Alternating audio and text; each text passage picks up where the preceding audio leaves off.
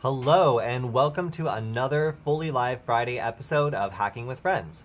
My name is Cody Kinsey. I'm a security researcher at Varonis, and today, in place of our regular cryptozoology specialist, we have Alex, our hacker specialist, who also recently appeared in another episode of Hack 5. Alex, thanks for joining us today. Of course. Yeah, so because we like to cover good resources on the show, I also want to give Alex's new episode a shout out if you haven't seen it already. It just went live yesterday on the Hack 5 channel, and Alex, maybe you can explain what it's about. Yeah, so I demonstrated a tool created by Google called Google Colab, which is designed for training machine learning in the cloud.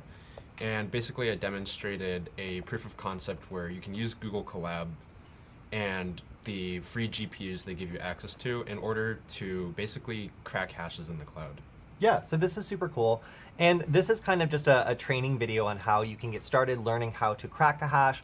We are not advocating that you go out there and start cracking other people's hashes or use this as a permanent cracking solution, as it could lead to your Google account being blocked from this service and also a terms of service violation. So make sure to read the terms of service. But if you want to check out this episode, which I think is really cool because not everybody has a computer that is capable of doing GPU hashing, then if we switch over to my screen, you can see on the Hack 5 channel, this video just came out yesterday. It has an amazing thumbnail. And yeah, so far it has been very popular. So just wanted to give that shout out. Alex, excellent job on that video. Thank you. And good consistency with the outfit as well.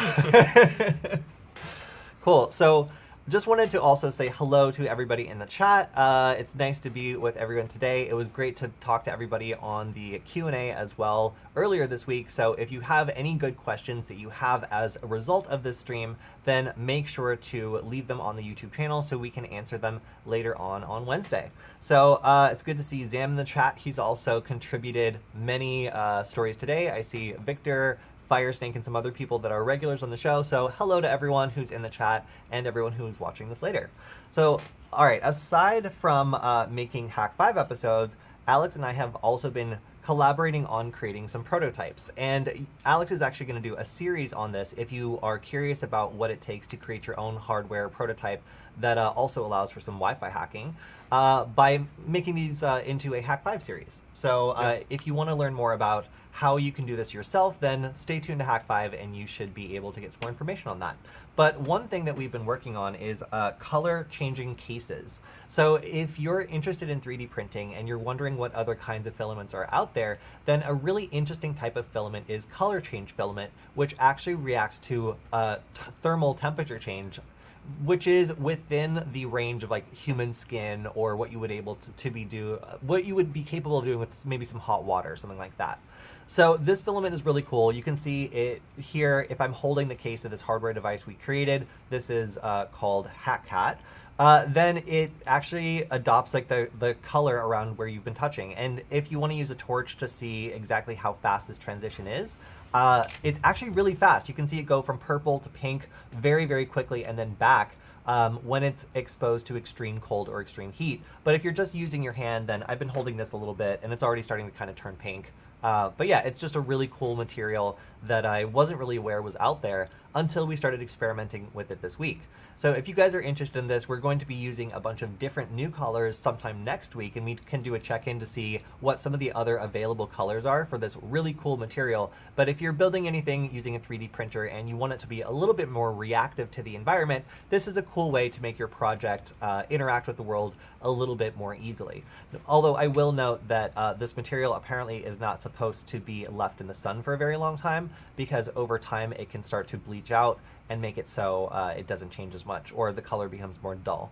But this is the material that we're using. If you want to check it out, it's really cool, and I just thought it would be interesting to give it a shout out today because yeah, it's really kind of blown my mind. I've been playing with it for the last several days. So okay, so let's start talking about something we covered last week as it was breaking, and that is the Apple search algorithm, or the hashing algorithm that's supposed to be able to scan through Apple devices and find photos which are belonging to a database of illegal images, which would then be apparently forwarded to police.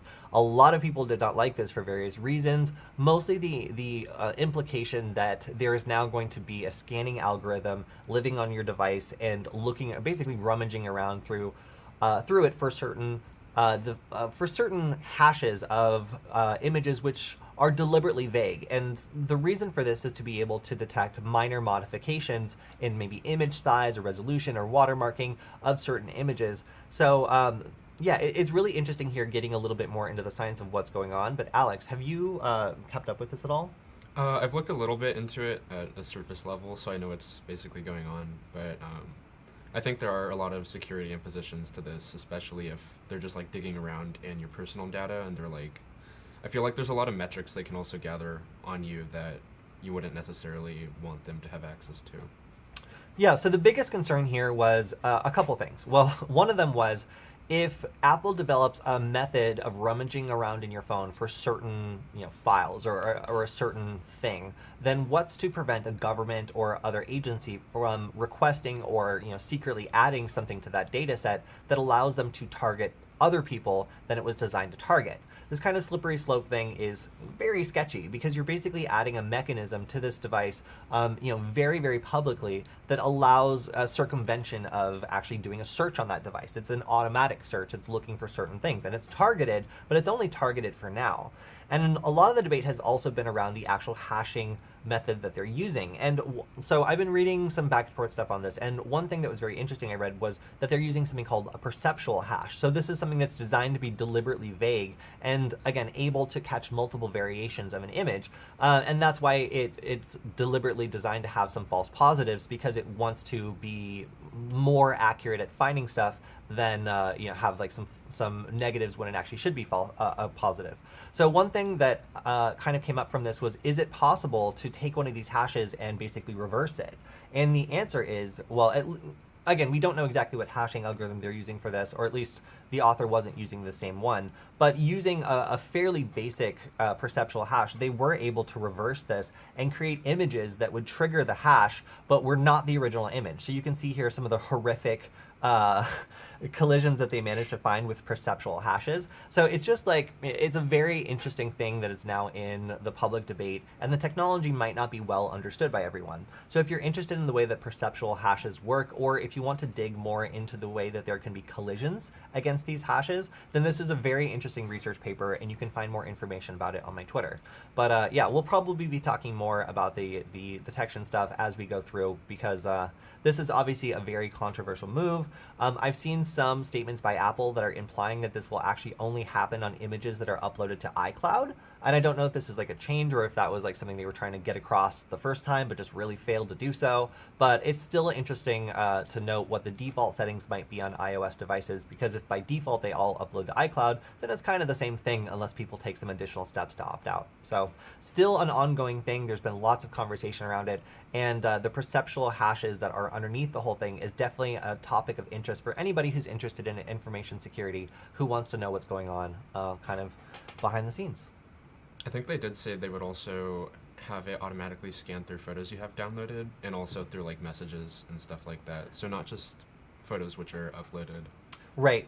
So that actually touches on another feature they're proposing adding. So there's which is different actually. So what the statement I read basically was saying was that iMessages are not scanned for those images. However, they are automatically scanned for what what Apple thinks might be a sensitive image, and it offers up then kind of a tree of options based on whether the user is a certain age. So if they're like under, I think like 18 or under 17 or something, then it's like, do you want to see this image? It might be sensitive.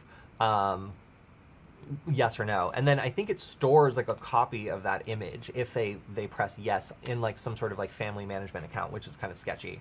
The second option is if the user, I think, is under 16, it will offer up the warning, but then if they accept it, it will also send that image to their parents, which is a little sketchy and weird.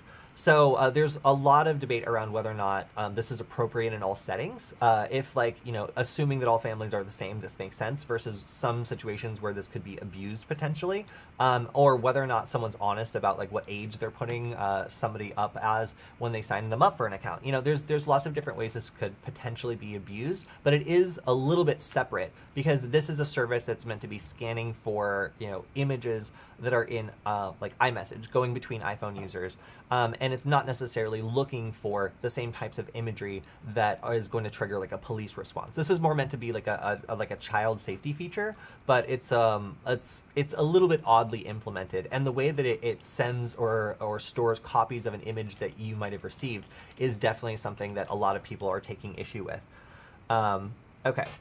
Yeah, and also we are seeing a lot of like a lot of debate around whether or not like cryptographers can say that this is going to be a privacy preserving type of surveillance, which again, I agree with this poster. I do not think it is. We also see that there's some people in the chat who are responding to this, so why don't I take a look at that? Yeah, so the message scanning thing is only for parents with kids. Yeah, sure, but again, if you are setting up someone's account and you have them in as your kid and they're not, then it also kind of seems like you might also just be able to see every time they get an image like that, and they might not know how to opt out of it. I mean, it also, you know, it's one of those features where it sounds very sketchy on its face, and when you learn more about the features, some of them don't actually sound as bad, but as soon as we get to the ones that are like caching and storing and like sharing with someone else when somebody gets a message, it's just a little bit, it's definitely something that's still up for debate as to whether or not it's a useful or good tool.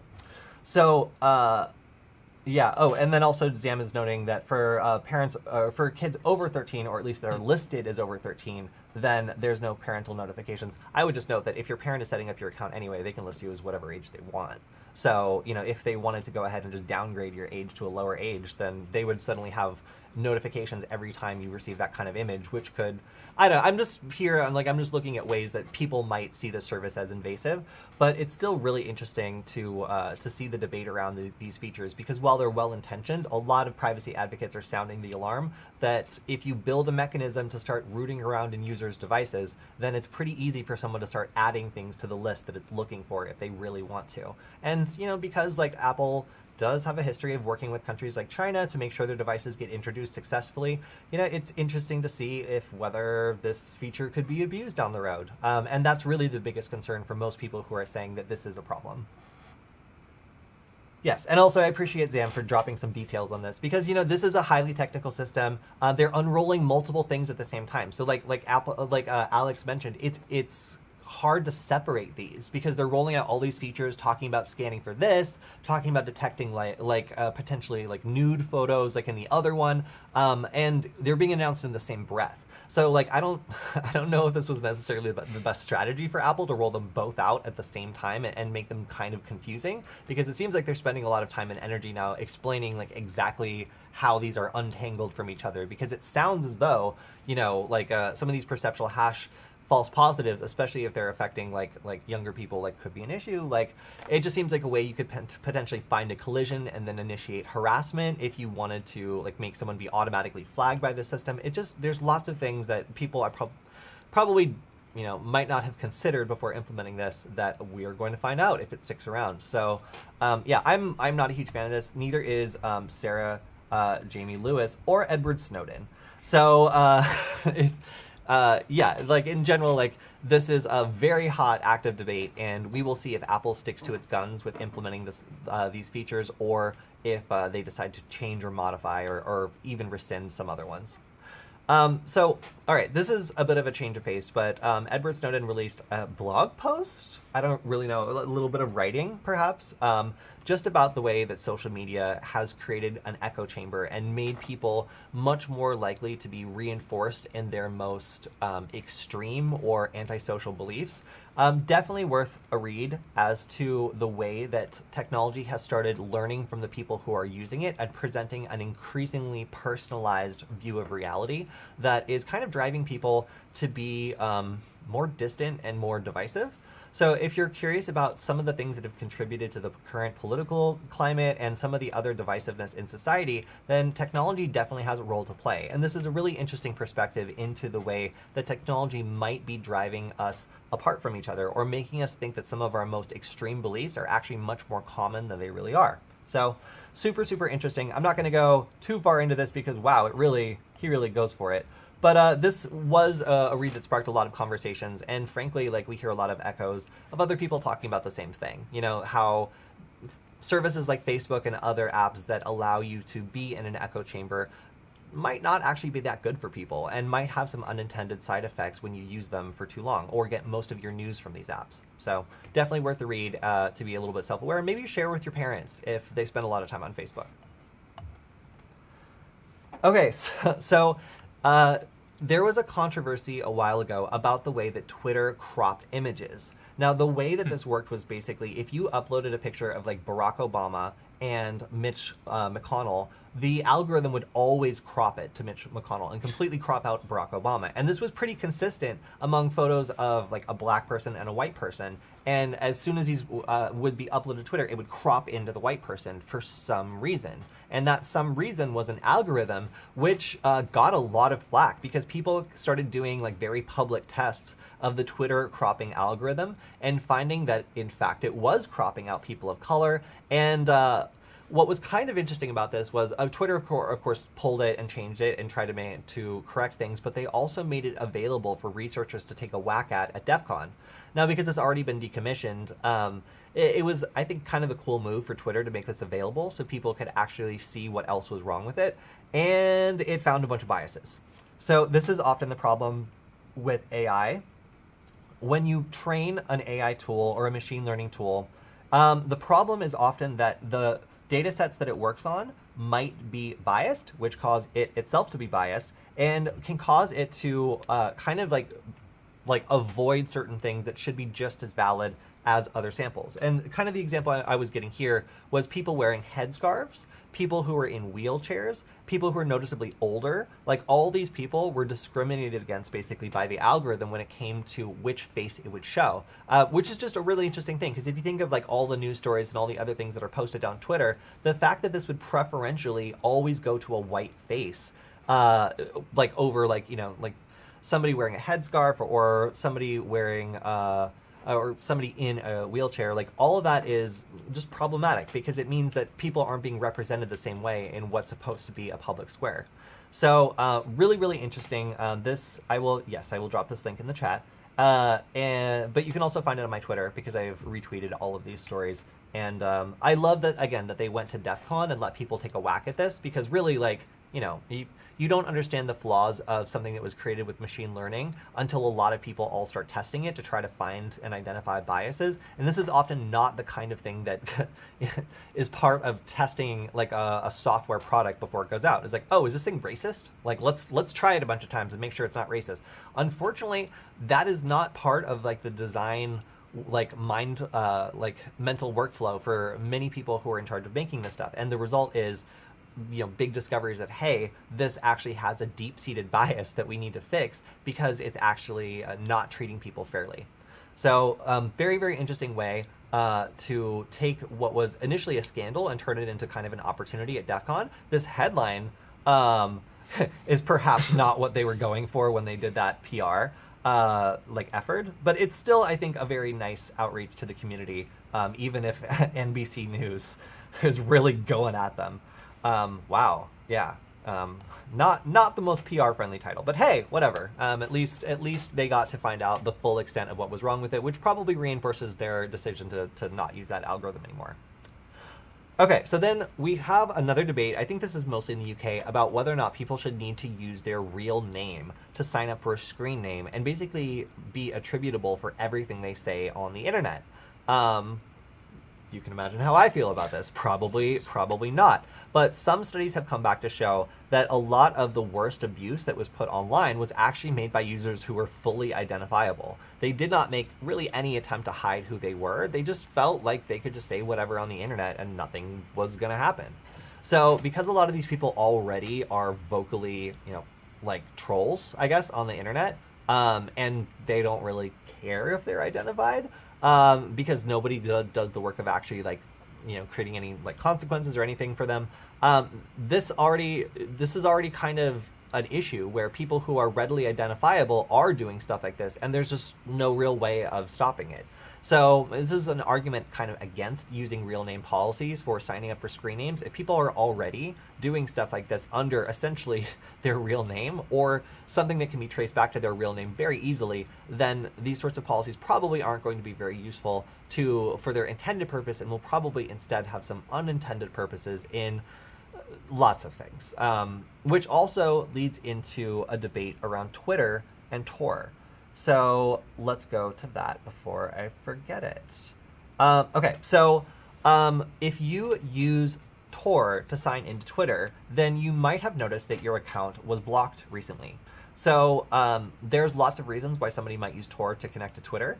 They could be an activist. They could be somebody who's concerned about their privacy. Who knows? But the real thing here is if you block people who have a real reason for using Tor, which is a legitimate service that exists, then it means that there's lots of people who are going to have to find some sketchy other way around connecting anonymously to their Twitter account. And this creates lots of different issues because it's really easy to screw up some of these workarounds. And if they do so, then these people who do have really good reasons for using Tor suddenly might expose themselves, slip up, and end up with something bad happening to them, especially if they're in a country that doesn't really respect human rights. So this is a pretty controversial decision. If you use Tor to log in, again, you've probably seen that this is now an issue for you, being able to connect to your Twitter account. But I certainly am disappointed about this because there's, again, lots of people who use Tor for legitimate reasons, although I admit that there's lots of other people who use it to manage bots. And right now, like misinformation and bots on Twitter, like taking control of conversations and directing them however they want is a huge problem. So I understand why somebody might want to prevent them from happening, but just a la carte, like banning all Twitter accounts that have Tor connections is not a good way to go about this. So yeah, very, very sad. I also feel like for people who like document stuff and do like journalism or whatever and use like Twitter as an outlet to like document things in like other countries or whatever, that could also potentially be a problem because they need to have like a secure way to post stuff, and this could be an imposition on their security if they're doing like undercover sort of things or whatever. Yeah, being able to like have whistleblowers like publish things or be able to like speak anonymously is something that I think is really important. But I understand here that the problem is, how do you screen that out from people who are creating very sophisticated sock puppets and then using them to manipulate Twitter as a platform? Unfortunately, it's so rampant. Like how many regimes are using like money and power to basically buy the conversation on Twitter and be able to artificially influence the conversation in their countries. It makes sense that Twitter is trying to clamp down on this sort of thing, but at the same time, like these more sophisticated governments have a better chance of getting around these sorts of restrictions because they're able to afford to pop up infrastructure, as opposed to individual activists or researchers who are just trying to protect their privacy and don't have access to the same nation-state resources. It just creates like an imbalance where the people who you're actually trying to prevent from abusing this have the resources to get around this, but the people who really need to connect to it and use it for legitimate reasons don't. So that would be my take on it. Okay. I'm going to stop beating up Twitter for a second. So this is interesting. So if you've ever done Google Dorking, this story might scare you a little bit. So there was a London property firm who had minutes that was on a like Google document, and they made this document public in some way, shape, or form so that it was dorkable. So Alex, what's a Google Dork? I'm not too familiar with Google Dorks, but I think it's basically like a sort of search term you can use to like hone in on very specific things on Google. So it's like parameters you can plug into Google so that you can more easily find certain things. Yeah, and typically we use Google Dorks to find things that are not supposed to be online. Right. So like, for example, we can try to find any document from a certain company domain, or we can try to find any documents containing like certain strings that indicate that they might contain passwords or other juicy information that people put online. It gets indexed by a search engine, and they just assume that nobody will ever find them. So this is not true. Security by obscurity very rarely works. And in this case, this property company put up some link to their minutes. They went ahead and shared them someplace where Google was able to find and index the link. And then this researcher was just looking around on Google and found the documents. None of them were marked confidential, so they used them, and he got raided by the police. Nice. So the board here insisted that this information was confidential, and that this was a crime, and basically engaged the police, who went and arrested him, took him into custody, and then he just showed them this Google search. It's pretty embarrassing. Yeah, so they were just like, okay. So then they let him go because like they were like, how did you get access to the documents? How did you break in? He's like, I typed Leathermark CBS minutes into Google. They're like, show us. And then he did it again, and they're like, okay, fine. So, but that doesn't really erase the trauma of like being like raided and arrested for computer fraud and abuse, because like the property management company doesn't understand that they publicly disclose this information on Google. So the fact that like you made something public and that anybody can find it, it's been indexed by Google and it's searchable by the public, is something that a lot of companies, maybe don't understand, which is the root of a lot of bug bounties, frankly, when people accidentally publicly disclose pages that aren't supposed to be disclosed, or accidentally disclose information that's not supposed to be disclosed. So this is a classic example of a company leaving something up that they thought they hadn't left up, and then when somebody found it, freaking out and trying to use the police in this case to try to go after that person. So being a security researcher is sometimes dangerous. Like, being able to disclose this sort of thing in a way where everybody is on the same page with what happened is really, really important. And what happened here is the company decided to completely misinterpret the situation and go after the most stringent legal recourse. So it's interesting to see that a big company like this would like bother to go after someone that like had like found something that they publicly listed. Like you would think that maybe they would like check first, like Google it themselves before like having the police arrest someone. But this is the danger of being a security researcher and digging around where other people don't tend to look.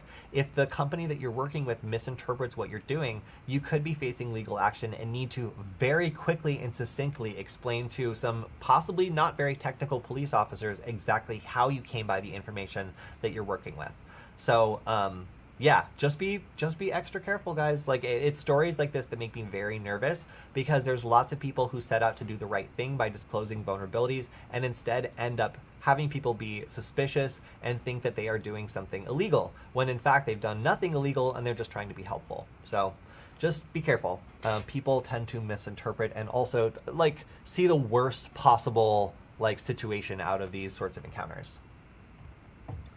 Okay, so let's talk about AirTag stalking. Apple, do you know? Apple. Alex, do you know what an Apple AirTag is? I know a little bit of it. It's just like a device made by Apple, I think, that you can use to track assets that belong to you, but also it communicates with like a network of other Apple devices or like iPhones in order to like prevent stalking or something like that, I think. Yeah, so this is a feature, and this is, Zam gave us one of these in, I think he gave us one of these in like lesson, and now it's just bouncing around. Like we have like multiple friends just like taking it places for him to track. But this is a Bluetooth device. It's kind of like a tile that allows you to attach a beacon to any one of your objects, and then if it's lost, any iPhone will be able to detect it and relay its position to a centralized tracking network. Pretty cool / sketchy. So obviously the / sketchy part is something that people had issues with, because it meant that it was able to stalk people pretty effectively. In my test, I was able to put it in my luggage and then have Zam basically be able to tell when my flight took off from Salt Lake City by monitoring the AirTag and seeing when it stopped transmitting.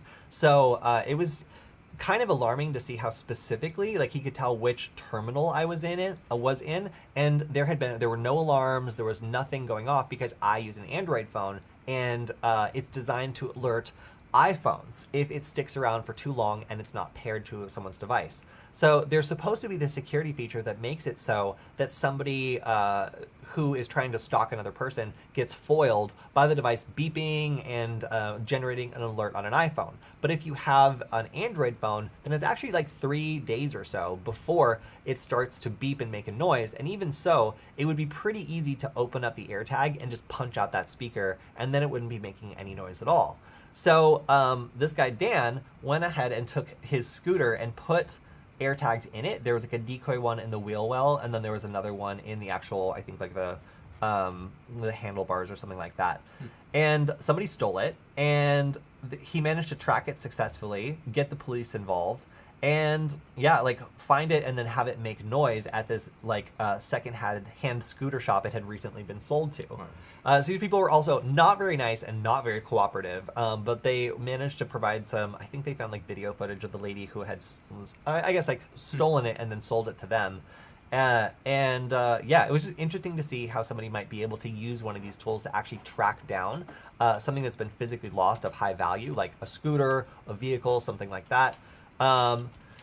Yeah, just seeing the fact that this guy was able to get his stuff back was really interesting. And also, Zam was saying in the chat that he was able to see the specific gate that I was waiting at and the flight number by when I took off and like how the plane was taxiing on the tarmac. I imagine if you use like flight radar 24, you would be able to see like which plane was on the tarmac at that period of time, and you could correlate the two and figure out what flight someone was on. So, these are... It's a very interesting technology. It's super cool, but at the same time, it can obviously be used to like stalk people, at least in my opinion.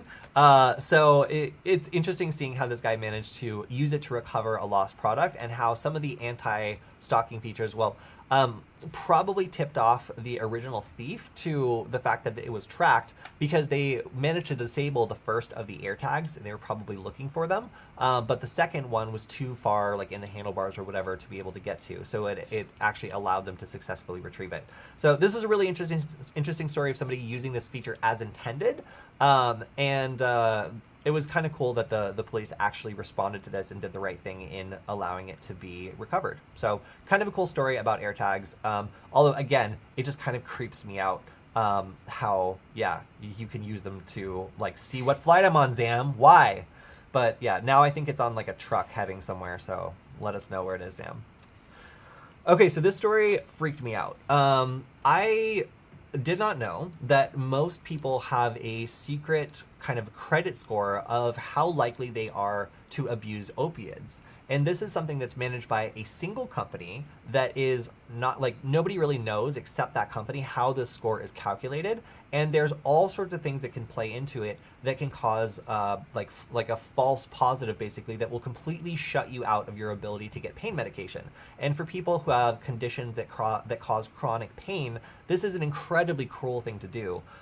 There's this particular story about how this algorithm denied a woman pain medication for an incredibly painful condition, and basically severed her relationship with her doctor because this score was put out that said, hey, like this lady's very, very probably like a drug-seeking person. Like, you should not give her any more drug, like, of this type of drug. The issue was she had a dog that was sick.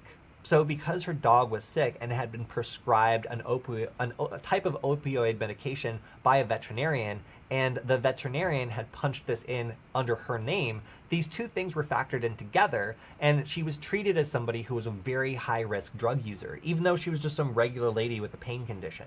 So the use of algorithms in determining like who gets access to medication, for example, is controversial, because as we just pointed out with the Twitter algorithm, there can be biases encoded into this, or there can be problems that are not anticipated that, when rolled out on a massive scale, end up making these situations far worse for people who actually need access to the kind of medication that treats chronic pain.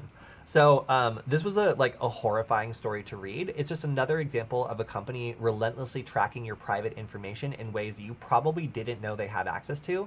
These companies will mine your healthcare data, do things like determine how far away you're going to a pharmacy, how many pharmacies you're going to, and how often you go to the doctor, in order to assign you a score that your physician and pharmacy will see and use to make decisions about whether or not you receive medication. So if you mysteriously get denied for medication, or your doctor just decides to not serve you anymore, it could be a result of this secret medication credit score you weren't aware of, that's calculated by things completely outside your control, like whether or not your pet gets sick. So this is just depressing. I'm sorry. There's no other way of spinning this. Like, the attempt to deal with the opioid crisis and try to identify people that are at high risk for shopping around for medication has ended up creating a number of conditions where normal people can get caught by this algorithm and end up being assigned a high score with absolutely no recourse for correcting or seeing the information that was used to make that determination. So, overall, like, this is just like horrifying and sad because there's a lot of people who actually do need pain medication who might not get it anymore because these algorithms are determining them to be high risk just because of things outside their control. It's just weird. So really good story on this. It's a little bit long, but definitely worth the read. The opioid crisis is a grim and depressing topic, and trying to use algorithms to make it better has actually, in fact, made it more grim. I think this is one of the most extreme of the cautionary tales against machine learning flaws that we've seen today, besides like Apple having their new thing scanning on your phone or whatever, Twitter, things like that, but this is pretty scary. Yeah, no, for real, because like knowing that there's an algorithm out there, like mining your health data, and like you don't know what it's doing with it. It's sketchy to know that there's this information being accrued on you into a report that's just like a single number. And of course, there's all these other statistics like that doctors see, but really at the top there's like a single number that people are using to determine whether or not you should have access to medication. And because like this isn't auditable, it's not transparent. It means that there's very, very little recourse for people who are caught in the system to do anything about it. So scary, sketchy, and bad. All right, so this one is from Zam. So apparently Windows 365 exposes Azure passwords in plain text, or at least you can trick it into doing so. So this is using Mimikatz, which is great. And apparently in the demo version of this that some researchers were able to download, they were able to use a new service to actually make the current logged in users' credentials just be out there in plain text, which you are not supposed to be able to do. So some people would say, okay, well, if you already have to be an administrator in order to do this, then what is the point? Well, the point is usually like if you happen upon an administrator account and you want to be able to get in or log in remotely, then being able to quickly dump the credentials is really important, especially if you trick an administrator into running a program they shouldn't or clicking on a piece of malware. If you can get an administrator to do something and then harvest their credentials immediately, it means you don't really need their help anymore. You can move on to using their credentials to get deeper into the system and move laterally. So this is actually a very interesting attack and probably pretty concerning for Windows. But yeah, like seeing this in action is pretty cool. I'm not sure if I'll actually display. Oh yeah, it will. So I think that there's a web interface for this as well, which is pretty cool for a proof of concept. So yeah, basically just the vulnerability that you can now dump administrator credentials in plain text, provided you're already logged in as an administrator, means that people developing malware will be able to phish admins more effectively. And yeah, you shouldn't be able to do this. Like typically these sorts of credentials are stored encrypted, but because there's a new service that allows the researchers to trick Windows into downloading and decrypting it for them, it allows them to take these additional steps in, yeah, just trying to establish persistence or use the credentials of the person they've tricked into running some malware. So very interesting story. If you want to read more about it, check out, well, I'll leave the link on my Twitter as well as drop it in the chat. Okay, so let's talk about REvil. So this is an ongoing case of ransomware. And it's one of those like kind of ransomwares where like the developers will give it out to a bunch of people who will then use it to target a bunch of businesses. The developers get a cut, the people who are operating it get a cut, and everyone's happy, except for the victims, of course. They are not happy. So one thing that has made those victims happier is the universal decryption key for REvil being leaked on some hacking forums. So this gives them the ability to potentially decrypt stuff, but also just a look at seeing how these keys are generated and what they look like. So after the REvil gang just disappeared, it was only probably a matter of time before these keys were actually leaked online. And now that they are there, it gives us another window into the way this malware worked and what can be used to kind of diffuse at least this arm of the attack. So I'm not going to go too much into this. It's an interesting story, but I haven't covered too much on REvil recently. And this is more of just like a footnote of their disappearance rather than a truly new development. Okay, this one is really funny. So apparently a bunch of IoT devices have been using random number generators that are using seeds like 0, which is really bad. Okay, so random number generators are critical because when we're doing things like encryption, we really do need a secure and reliable way of creating pseudo-random numbers that's difficult for an attacker to guess. The worst case scenario is using a really predictable encryption key like just the number 0.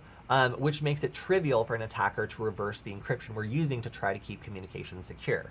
Now, like what's happening here is after an audit, this hardware random number generator that lots of different IoT devices are using is actually very, very flawed.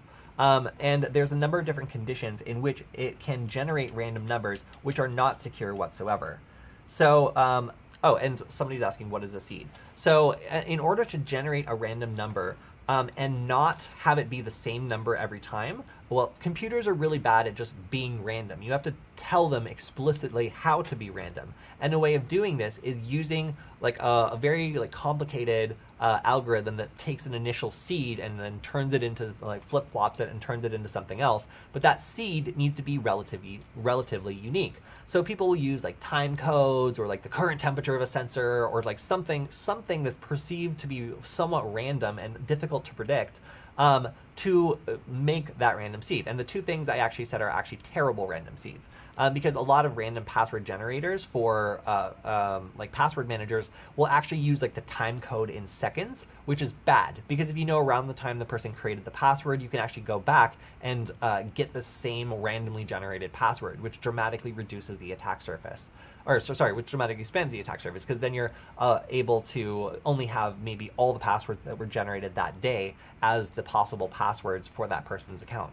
So like having a seed that isn't truly unique is a problem, because it means you're going to generate the same random password or the same random output every single time. It's not random anymore.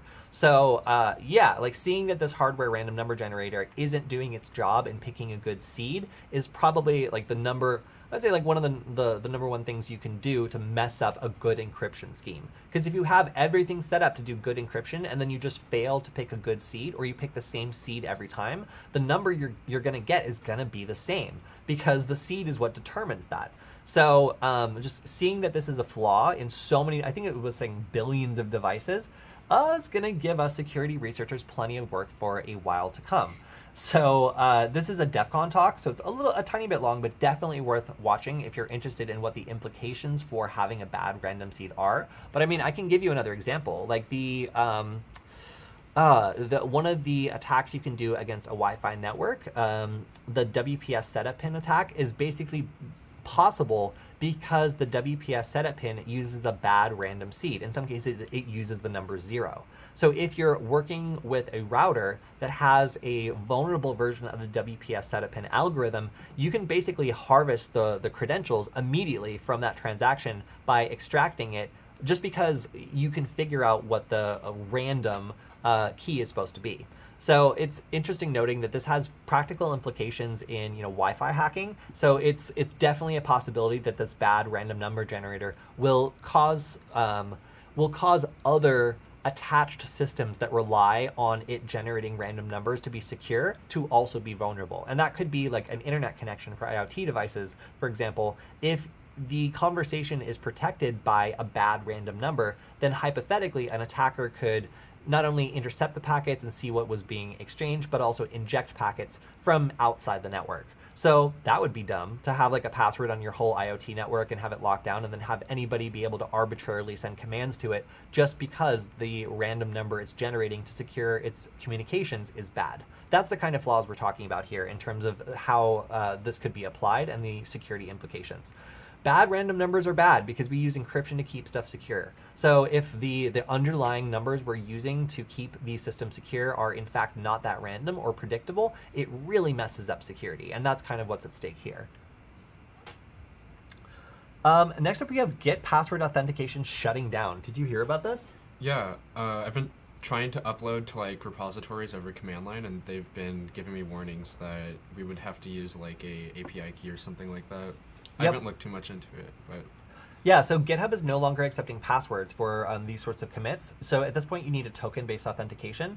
So that's like a personal access token, OAuth token, an SSH key, which I think is probably like one of the more common ways that people will choose to authenticate, or a GitHub app installation token. So obviously, this is to prevent people from having their passwords stolen and then having their GitHub accounts or repositories hijacked. I mean, I think in general, this is a good step. It's not that hard to set up an SSH key or something.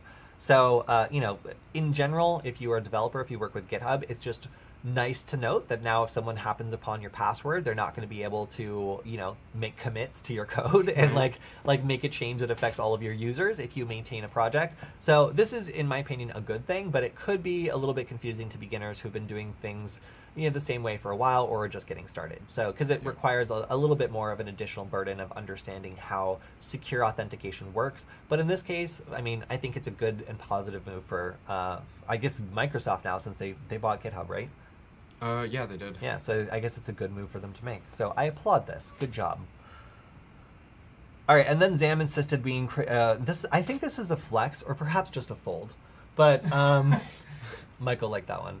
But either way, the Galaxy Z Fold 3 with S Pen support just came out, and there's lots of hackers who are super interested in this. Actually, our friend over at Hack5, Darren Kitchen, was folding on us with his Fold and telling us how he's just like, man, it just ruins every other device for you. It's just that great. So, based on the feedback from Zam and Darren, it seems like these are the future. So I know a lot of people are looking out for this. If Samsung wants to send me one of these, I might choose to forgive them for the Bixby button. If you know what I'm talking about, you know what I'm talking about. If you don't, then you didn't have a Galaxy S8. But yeah, so I would love to check one of these out. They actually look super cool.